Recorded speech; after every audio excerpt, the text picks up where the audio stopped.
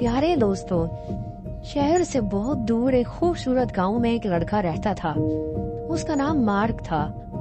Mark کے school میں میلے کا اہتمام ہوا تھا.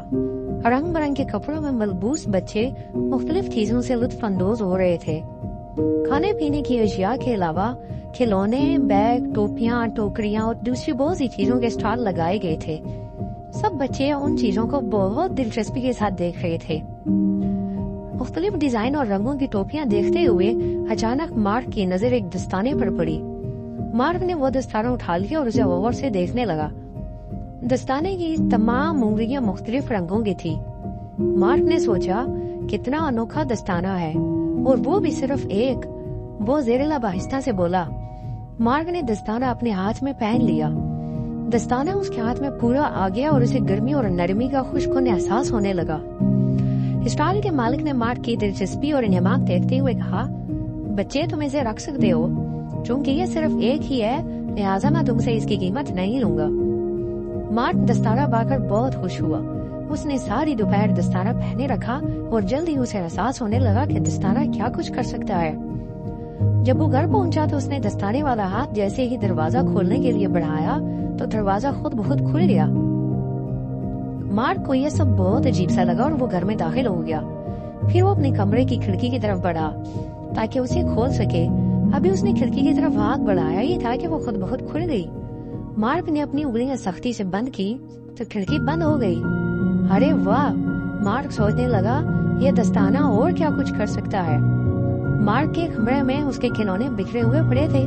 اس نے کھلونوں کی طرف دستانے والے ہاتھ سے اشارہ کیا تو تمام کھلونے خود بخود الماری میں چلے گئے اور اتنی اچھی ترتیب سے رکھے گئے جیسے کسی نے انہیں بہت قرینے سے رکھا ہو.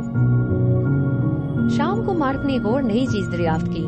جیسے ہی اس نے اسکول کا کام کرنے کے لیے بستے کی طرف ہاتھ بڑھایا، اس کے بستے سے کتابیں خود بخود باہر نکلیں اور قلم جلدی جلدی تمام جوابات کاپی پر لکھنے لگا. صفحے کے آخر میں خوبصورت تصویر بھی بن گئی. مارک کی اسکول کی زندگی کا یہ ہفتہ بہترین ثابت ہوا تھا. اس نے ہر ٹیسٹ میں پوری جماعت میں سب سے زیادہ نمبر لیے. اسی طرح کھیل کے میدان میں بھی اس نے شاندار کارکردگی کا مظاہرہ کیا. اس نے فٹ بال کے میچ میں 5 گول سکور کیے، باسکٹ بال میں 5 پوائنٹ حاصل کیے. لیکن دوستو، جلد ہی مارک کو بوریت محسوس ہونے لگی تھی، کیونکہ بغیر محنت کے اسے ہر جگہ کامیابی مل جاتی تھی. جمعرات کے دن مارک نے اسکول سے چھٹی کا ارادہ کیا. اس نے سوچا کہ پورے ہفتے سب سے زیادہ نمبر لے چکا ہوں، لہٰذا ایک دن کی چھٹی سے کیا فرق پڑے گا. دوستو، اس دن بہت گرمی تھی اور وہ نہانا چاہتا تھا. اس نے جیسے ہی دستانے کی انگلی سے آسمان کی طرف اشارہ کیا، وہ ہوا میں اڑنے لگا. وہ سمندر پر پہنچ گیا. ساحل پر پہنچ کر اس نے نیچے کی طرف اشارہ کیا تو وہ ساحل پر اتر گیا. ٹھنڈی ٹھنڈی ہوا چل رہی تھی. کچھ دیر اس نے درخت کے نیچے آرام کیا، سیب اور کیلے کھائے اور پھر گزشتہ واقعات پر غور کرنے لگا. اس نے سوچا، میں جو اشارہ کرتا ہوں دستانہ وہ خام بغیر وقت ضائع کیے سر انجام دے دیتا ہے. ابھی تک اس جادوئی دستانے نے مجھے بہت آرام اور سکون پہنچایا ہے. ابھی وہ یہ سب کچھ سوچ رہا تھا کہ اچانک اس کے دستانے والے ہاتھ نے حرکت کی.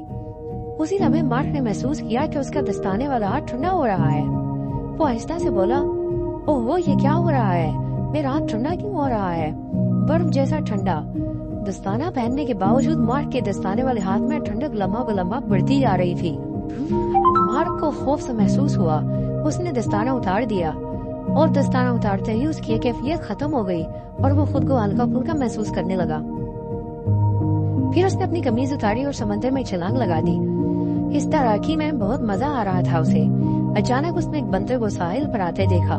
بندر نے اس کے کپڑوں کے قریب آ کر دیکھنا شروع کر دیا. ارے کہیں یہ بندر میرے کپڑے نہ اٹھا لے. مارک بولا اور جلدی سے سمندر سے باہر نکلا اور بندر کی طرف دوڑ لگا دی. لیکن اس کے پہنچنے سے پہلے بندر نے اس کا دستانہ اٹھا لیا اور اپنے سر پر رکھ لیا. پھر جیسے ہی دستانے کی انگلی آسمان کی طرف ہوئی، بندر ہوا میں اڑنے لگا. مارک حیرت سے بندر کو آسمان پر اڑتا دیکھ رہا تھا اور ساتھ ہی ساتھ سوچ رہا تھا اب وہ گھر کیسے پہنچے گا.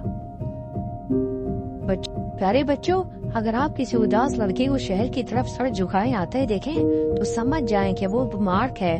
اور ہاں، اگر کوئی بندر آسمان پر اڑ رہا ہو اور اس نے اپنے ہاتھ میں رنگ برنگا دستانہ پہن رکھا ہو تو اس میں بھی حیرانی کی کوئی بات نہیں ہے. دنیا میں حیرت انگیز واقعات تو ہوتے ہی رہتے ہیں. شاید اسے ہی جادو کہتے ہیں، لیکن محنت سے حاصل کی گئی کامیابیوں کا بات ہی کچھ اور ہے، اور ہر انسان کو اپنی محنت کے بلبوتے پر تمام کام کرنے چاہیے، ورنہ وہ بہت زیادہ نقصان اٹھا سکتا ہے۔